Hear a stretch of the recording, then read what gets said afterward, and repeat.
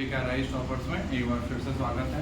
तो कल आपको हम बता दिए थे जूल का उसमें नियम हो गया था आप लोग का। जूल का उसमें नियम जो है 3 होता है, वो सारी चीज़ें आपको बता दिए थे। आज जो है हम लोग पढ़ने वाले हैं और हम लोग का आज का टॉपिक जो रहेगा वो है विद्युतीय शक्ति। जैसा कि आज देख भी सकते हैं आप, आज हम लोग का जो विद्युतीय शक्ति का टॉपिक रहेगा जिसको कि हम लोग बोलते हैं पावर। ठीक है, तो विद्युतीय शक्ति क्या है? एक सेकंड में किसी विद्युतीय उपकरण द्वारा खपत की जाने वाली ऊर्जा को ही उस विद्युतीय उपकरण की शक्ति कहते हैं। यानी कि मान के चलिए एक सेकंड में एक जनरेटर है या मान के चलिए किसी भी तरह का विद्युत का उपकरण है, जैसे मान लीजिए आयरन है, आयरन ही मान लेते हैं। तो आयरन मान के चलिए एक सेकंड में जितनी ऊर्जा का खपत कर रहा है, एक सेकंड में जितनी ऊर्जा का खपत कर रहा है उसी को हम लोग बोलते हैं विद्युतीय शक्ति। ठीक है, जैसे मान के चलिए अगर एक सेकंड में वो अगर एक एम्पियर का अगर वो कर रहा है तो हम लोग पावर P इक्वल टू हो जाएगा हम लोग का 1 एम्पियर। यानी कि एक सेकंड में जितना विद्युतीय ऊर्जा का वो खपत करेगा उसी को हम लोग क्या कहते हैं? विद्युतीय शक्ति कहते हैं। ठीक है, इसे हम लोग क्या करते हैं? इसे हम लोग P से सूचित किया जाता है। इसे हम लोग किससे सूचित करते हैं? P से सूचित करते हैं। P से ही क्यों सूचित करते हैं? क्योंकि आप सबको पता है शक्ति है और शक्ति का जो होता है उसको हम लोग P यानी कि पावर, क्योंकि इंग्लिश में आप सबको पता है शक्ति हम लोग किसको बोलते हैं? पावर से, शक्ति P से होता है। तो इसीलिए हम लोग जो है विद्युतीय शक्ति को किससे सूचित करते हैं? P से सूचित करते हैं। अच्छा, एक और सवाल आप लोग से पूछते हैं, देखते हैं आप लोग इसका जवाब दे पाते हैं कि नहीं। आप लोग ये बताइए कि विद्युत धारा जो होता है, विद्युत धारा को हम लोग किससे सूचित करते हैं? क्या आप लोग बता सकते हैं कि विद्युत धारा को किससे सूचित करते हैं? हम आप लोग का कमेंट देखेंगे कि कमेंट्स में किसका सही जवाब है। ठीक है, तो आप लोग बताइए कि विद्युत धारा को हम लोग किससे सूचित करते हैं? ठीक है, आप देखिए विद्युतीय शक्ति का जो है क्या हो गया, हम लोग किससे सूचित करते हैं? इसको P से सूचित किया जाता है। इसका SI मात्रक क्या होता है? इसका SI मात्रक होता है वॉट। क्या इसका SI मात्रक क्या होता है? वॉट होता है। क्या होता है? वॉट होता है। इसका SI मात्रक क्या होता है? वॉट। ठीक है, विद्युतीय शक्ति का। आप देखिए शक्ति बराबर होता है कार्य बटा समय। शक्ति बराबर क्या होता है हम लोग का?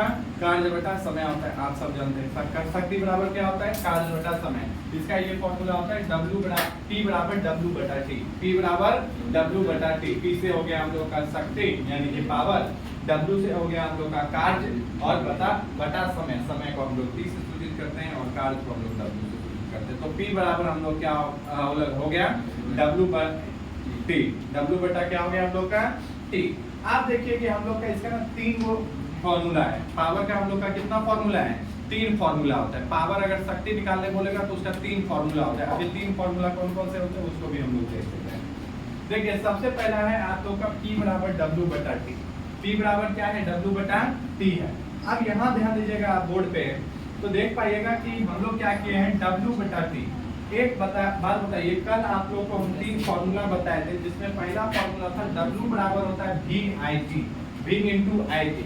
क्या बताए थे आपको फॉर्मूला? W बराबर क्या होता है? V into IT। हालांकि आपको बताए थे H बराबर भी होता है V इंटू IT और W बराबर भी क्या होता है? V into IT। ऐसा क्यों होता है? तो ऐसा इसलिए होता है कि आपको पता है उष्मा बराबर होता है कार्य। उष्मा बराबर क्या होता है? कार्य। इसीलिए जो है हम लोग का यहाँ पे हो गया W बराबर V इंटू IT। तो अब एक बात बताइए, P बराबर W बटा T है, तो क्या हम लोग जो है W बराबर VIT है। W बराबर हम लोग का क्या है? VIT है। तो क्या हम लोग W हटा के VIT नहीं लिख सकते हैं? क्या हम लोग W का मान VIT कर सकते हैं? बिल्कुल कर सकते हैं। हम लोग यहाँ पे यही किए हैं। P का मान, W का मान हटा दिए, W का मान हटा के हम लोग क्या किए? W का मान दे दिए VIT। क्या दे दिए? VIT। और नीचे हम लोग का T था तो यानी कि T हो गया। क्या हो गया? T हो गया। इज्जत के साथ, कहीं कोई दिक्कत नहीं। आप देखिएगा T से T क्या हो गया? कट गया। तो यानी कि P बराबर हम लोग का हो गया VI। T से T कट गया, P बराबर हम लोग का क्या हो गया? VI। ये है आपका पहला फॉर्मूला। क्या है ये? पहला फॉर्मूला आपका ये हो गया। दूसरा फॉर्मूला क्या है? तो एक और आपको कल फॉर्मूला बताए थे कि W बराबर कार्य बराबर होता है I स्क्वायर RT। कार्य बराबर होता है W बराबर होता है I स्क्वायर RT होता है कार्य बराबर। तो यही हम लोग क्या किए कि अगर W का मान फिर से हम लोग क्या किए, यहाँ देखिए W है तो W का मान हम लोग रख दिए I स्क्वायर RT, क्योंकि आपको पता है कि W बराबर क्या होता है? I square RT।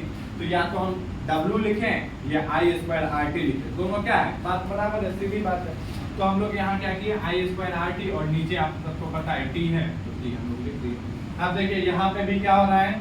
T से T हम लोग का कट गया, ये I है, ये क्या है? I। तो T से T हम लोग का क्या हुआ? कट गया, इसलिए हम लोग का P बराबर क्या हो जाएगा? I square R। क्या हो गया, आई स्क्वायर आर हो गया। ये है हम लोग का दूसरा फॉर्मूला। क्या है हम लोग का ये दूसरा फॉर्मूला। शक्ति का क्या होगा, 3 फॉर्मूला है। शक्ति का क्या है, 3 फॉर्मूला है, जिसमें ये हम लोग का शक्ति का दूसरा फॉर्मूला हो गया। अब देखिए तीसरा है P बराबर v स्क्वायर टी। P बराबर क्या है हम लोग का v स्क्वायर टी। आपको कल भी बताए थे P का मान होता है, सॉरी P का मान यहाँ पे तीसरा W बराबर होता है हम लोग का v स्क्वायर टी बटा r। v स्क्वायर टी बटा क्या होता है हम लोग का r। ये तीसरा फॉर्मूला है। कार्य बराबर होता है v स्क्वायर टी बटा r होता है। तो यहाँ पे हम सिंपली कुछ नहीं किए हैं, हम लोग P बराबर कर दिए हैं v स्क्वायर टी बटा आर टी, क्योंकि यहाँ पे r यहाँ से आ गया और t आपको पता है पहले से है, तो यानी कि हम लोग हो गया v square R T, v square T बटा आर। v स्क्वायर टी बटा क्या हो गया हम लोग का r, क्योंकि आपको यहाँ पे भी r है, 80 है, और w का मान हम लोग ले लिए v स्क्वायर टी बटा r। तो ये वजह से अब देखिए यहाँ p क्या होगा, t से t क्या हो गया, कट गया, t से t क्या हो गया, कट गया, इसलिए p बराबर हम लोग क्या हो गया, बच गया v स्क्वायर बटा r। तो हम लोग यहाँ यही लिख दिए, p स्क्वायर बराबर हम लोग क्या हो गया v स्क्वायर बटा r। ये है विद्युतीय शक्ति का, ये आपका क्या है 3 फॉर्मूला है। विद्युतीय शक्ति का ये क्या है 3 फॉर्मूला है, जो कि एग्जाम के पॉइंट ऑफ व्यू से बहुत बहुत इंपॉर्टेंट है और पूछा जाता है। ये आप लोग का ये फॉर्मूला ही आपको जो है न्यूमेरिकल क्वेश्चन बनाने में क्या करेगा, बहुत ही मदद करेगा। अब हम लोग कुछ और टॉपिक्स हैं जो आज उसको कवर करेंगे। ये जो है इस तरह का प्रश्न जो है ये आपका एग्जाम में 2-2 नंबर का पूछा जाता है, और ये आप पिछले कुछ सालों में देख भी पाएंगे कि अगर आप PYQ उठा के देखिएगा तो इस तरह का क्वेश्चन पूछा जाता है। और इस चैप्टर से भी कुछ इस तरह के प्रश्न हैं जो कि आपको याद रखना बहुत जरूरी है, एग्जाम के पॉइंट ऑफ व्यू से ये भी बहुत इंपॉर्टेंट है। जैसे टॉपिक ये रहेगा कि निम्नलिखित बिंदुओं पर टिप्पणी लिखें। जैसे पहला टॉपिक है हम लोग का विद्युत बल, तो ऐसे एग्जाम में भी आप लोग का आएगा कि विद्युत बल पर टिप्पणी लिखें, या फिर विद्युत हीटर, या फिर विद्युत जो है स्त्री, इन सब किसी भी टॉपिक पे हो सकता है कि टिप्पणी लिखें। अब हम लोग इसको कैसे लिखेंगे, तो ये 2 नंबर का होता है, तो 2 नंबर का हम लोग जो है कम से कम कोशिश करेंगे कि 4-5 लाइन में हो जाए। तो सबसे पहले यह विद्युत धारा के ऊष्मीय प्रभाव पर कार्य करता है। तो विद्युत बल्ब जो होता है आप लोग के घर में जो बल्ब होता है वो किस सिद्धांत पे काम करता है, तो वो विद्युत धारा के ऊष्मीय सिद्धांत पे काम करता है। किस पे काम करता है, विद्युत धारा के ऊष्मीय सिद्धांत पे काम करता है। विद्युत बल्ब कांच का बना होता है ना। आप लोग जो है देख पाते होंगे कि विद्युत बल्ब जो है वो पीला वाला, आजकल तो LED वाले बल्ब आ गए हैं, लेकिन उससे पहले जो था वो कांच का बना हुआ रहता था, वो जो है टंगस्टन का जो बल्ब होता था। इसके अंदर जो है टंगस्टन का तार लगा होता है, यानी कि वो जो है उसके अंदर देखेगा ये गोल गोल गोल गोल सा बना रहता था, पुराने जमाने में आता था। उसको जो है वो तार जो होता था वो टंगस्टन का होता था। टंगस्टन का इसलिए होता था क्योंकि जब उसके अंदर से विद्युत धारा प्रवाहित की जाती थी तो उसमें प्रतिरोध बहुत ज्यादा होता था, और प्रतिरोध ज्यादा होने के कारण वो क्या होता था, वो चमकने लगता था, ग्लो करने लगता था। इस वजह से उसको टंगस्टन का बनाया जाता था, टंगस्टन धातु से।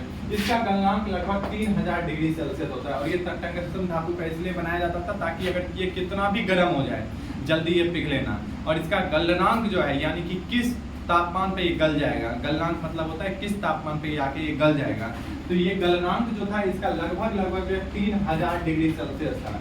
आप लोग को बता दें 3000 डिग्री सेल्सियस कितना होता है, तो आपके घर में जो चाय बनाते हैं या फिर पानी उबालते हैं वो मात्र जो है 100 डिग्री सेल्सियस पे उबल जाता है, मात्र 100 डिग्री सेल्सियस। लेकिन ये जो है ये 3000 डिग्री सेल्सियस तक का तापमान ये झेल सकता था, ठीक है। तो ये 3000 डिग्री सेल्सियस तक का तापमान झेल सकता था। इसके अंदर हवा को निकालकर निष्क्रिय गैस भर दी जाती थी।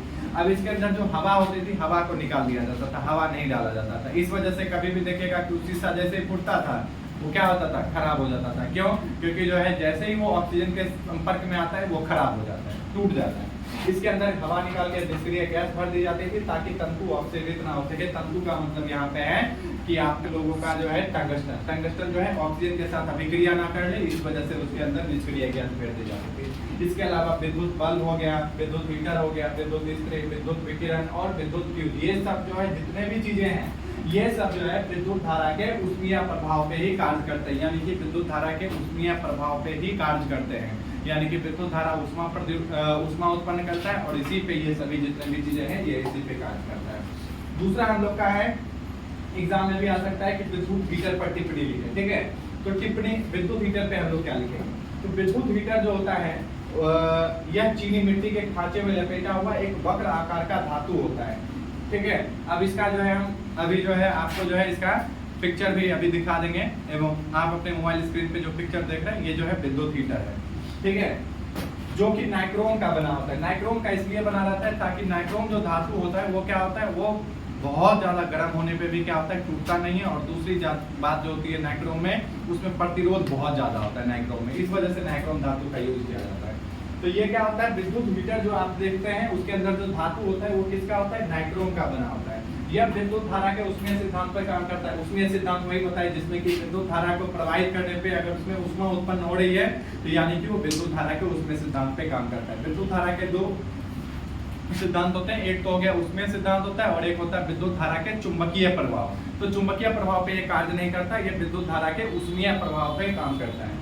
ठीक है, इसका गलनांक काफी उच्च होता है, इसका भी गलनांक क्या होता है, काफी उच्च होता है। यानी कि ये कम, ऐसा नहीं होगा कि 100-200 डिग्री तापमान जाएगा और ये तुरंत गल जाएगा, ऐसा नहीं होता है। विद्युत धारा, विद्युत हीटर जो होता है उसका गलनांक काफी उच्च होता है। विद्युत हीटर का तार मिश्र धातु के बनाए जाते हैं और विद्युत हीटर के अंदर जो तार होते हैं, तार जो लगे होते हैं वो मिश्र धातु के होते हैं। मिश्र धातु के कौन से होते हैं, ये एग्जाम में ऑब्जेक्टिव में भी ये आपका क्वेश्चन आएगा।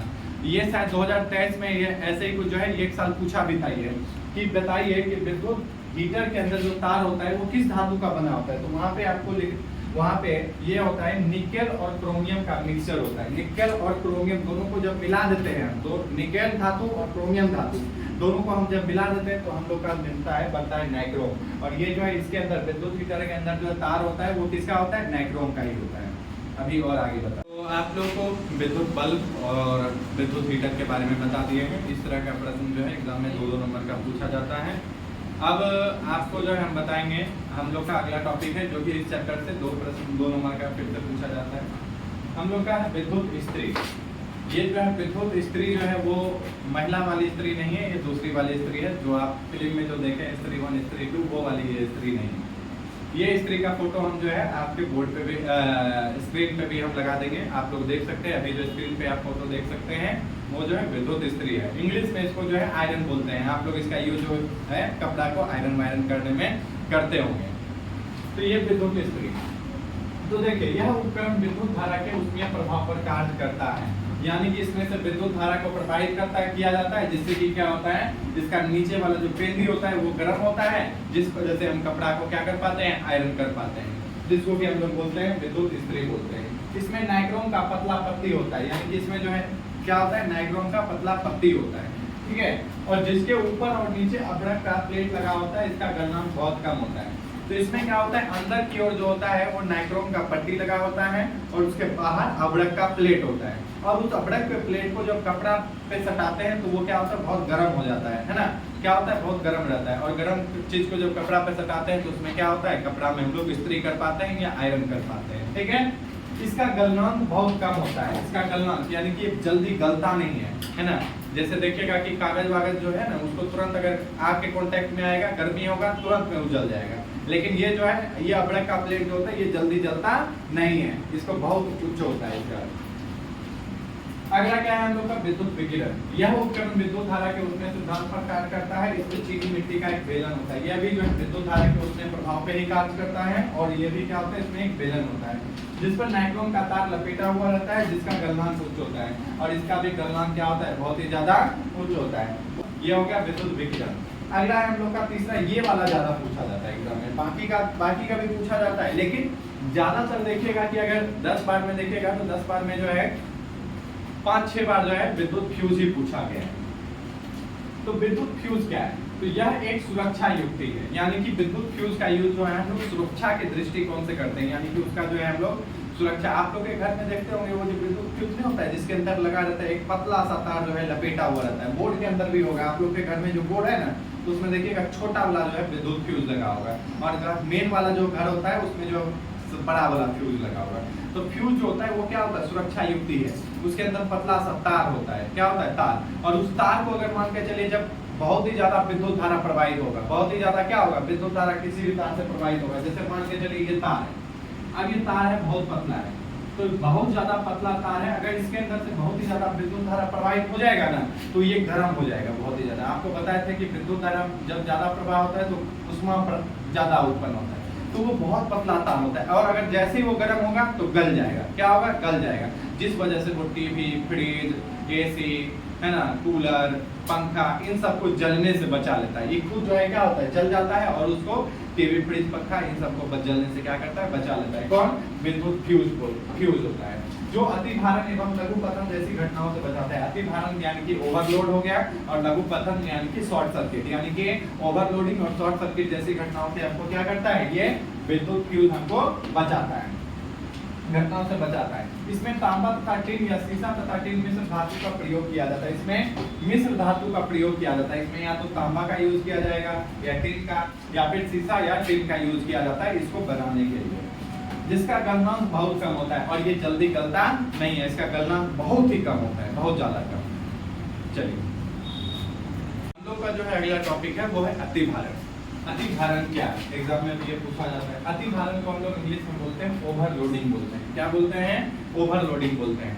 तो जब भी आपके घर में क्या होता है कि जब किसी भी तार में आप क्या करते हैं, टीवी, फ्रिज, कूलर, एसी, पंखा, है ना, हीटर, इन सब चीजों को जब एक ही तार पे इतना ज्यादा लगा देते हैं, जिस वजह से क्या होता है, ओवरलोडिंग हो जाता है। मान के चलिए कोई घोड़ा ही है, अब मान के चलिए उसका घोड़ा ही है, उस पर डाल दिए आप जो है, या कोई आदमी है उसका वजन मान के चलिए 40 किलो है, और उस पर दे दिए 200 किलो का वजन कि 200 किलो उठा पाएगा कभी।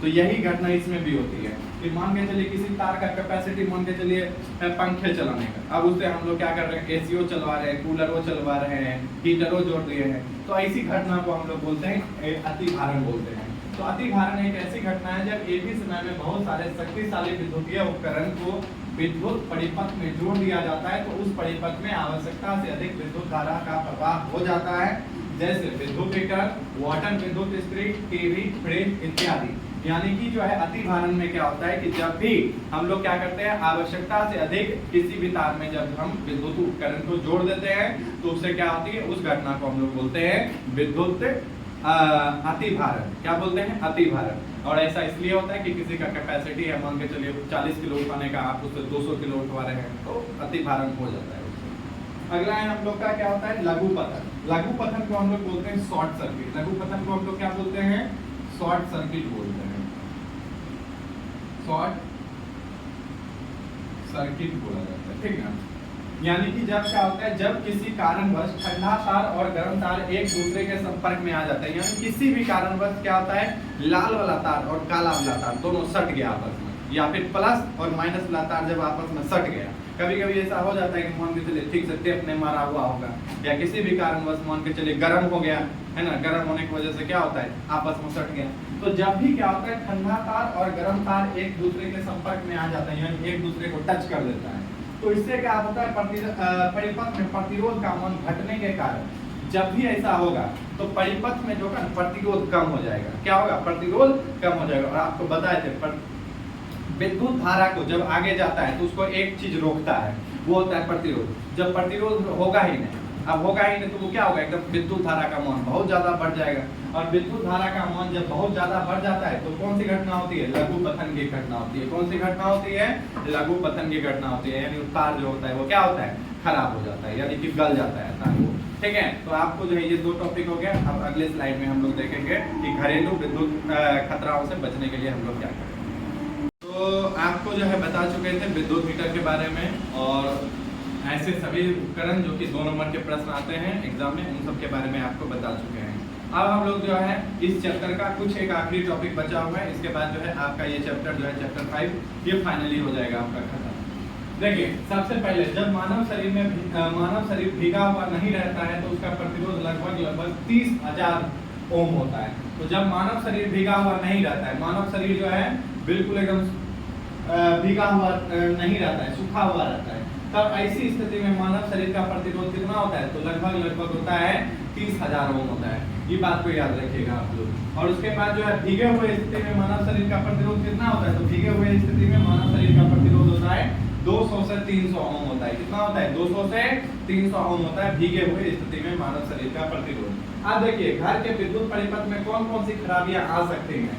तो देखिए अगर घर के विद्युत परिपथ में निम्नलिखित खराबियां आ सकती है, जैसे तार का पुराना होना, यानी कि क्या होता है आपके घर में जो तार लगा हुआ है वो क्या होता है, पुराना हो जाता है। उसके अलावा क्या होता है, ढीला संयोजन। ढीला संयोजन का मतलब है कि तार को मान के चलिए 2 तार है उसको जोड़े, अब वो क्या होता है उसको बढ़िया से टाइट से जोड़िएगा, तो कुछ लोग क्या करता है उसको ढीले छोड़ देता है, एक आध बार जोड़ा बढ़िया से नहीं किया तो ढीला संयोजन। और जिस वजह से क्या होता है कभी हवा बहता है जिस वजह से वो खुल जाता है, ढीला संयोजन है ना।